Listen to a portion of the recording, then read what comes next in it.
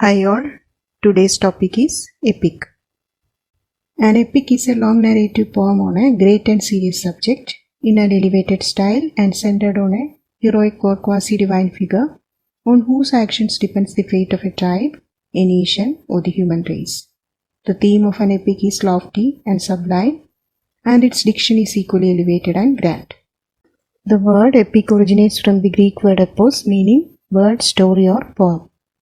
Epic poems tell the stories of heroic, often superhuman protagonists such as gods, demigods, or other extraordinary characters. These heroes' fates are often tied to the future of their nation, tribe, or people. Its plots often detail myths, histories, or religious tales. Some examples are Homer's The Iliad and the Odyssey, Virgil's Aeneid, and Milton's Paradise Lost, etc. Beowulf is one of the oldest known Old English epic poems.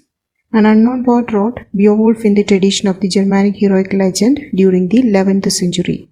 It tells the story of the warrior Beowulf and the 3 battles with monsters throughout his life.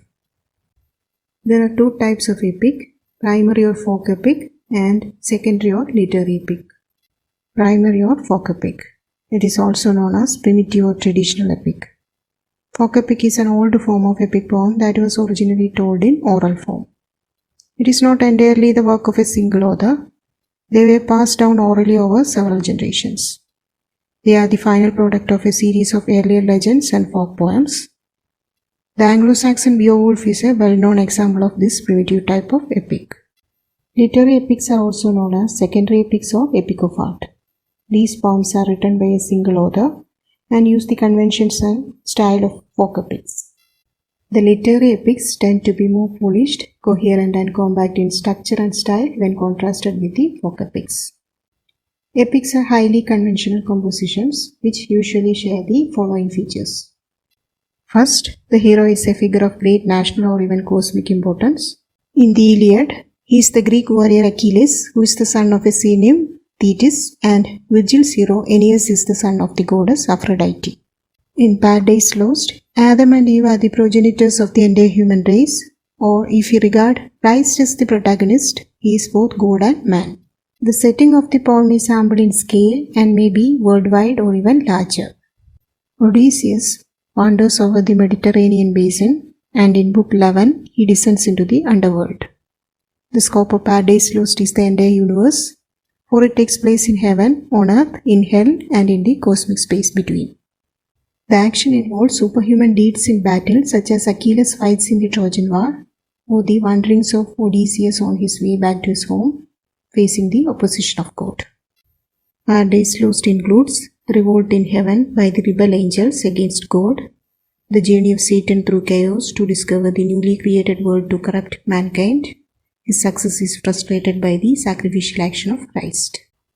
In these great actions, the gods and other supernatural beings take an interest or an active part. Example, the Olympian gods in Homer's epic, Christ and the angels in Paradise Lost. An epic poem is a ceremonial performance and is narrated in a ceremonial style which is deliberately distanced from ordinary speech and proportion to the grandeur and formality of the heroic subject and architecture. Arnold calls it the grand style. The theme of the epic, technically known as the proposition, is stated at the very outset. This could be a statement of purpose or a question the epic seeks to address. This is followed by the invocation or prayer to the muse. The invocation is a way of foreshadowing events of the plot for the audience. Milton invokes the heavenly muse in the very beginning of his epic.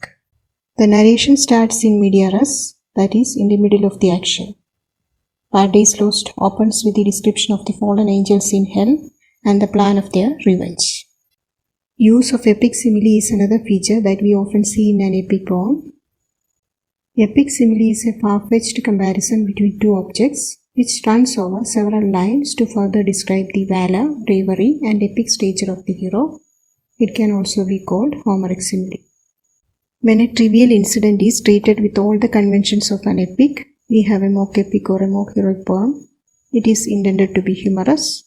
Pope's Rape of the Lock is a best example of mock epic in English. The poem deals with an absurdly trivial theme, the theft of a lock of hair from a lady's head in the epic manner.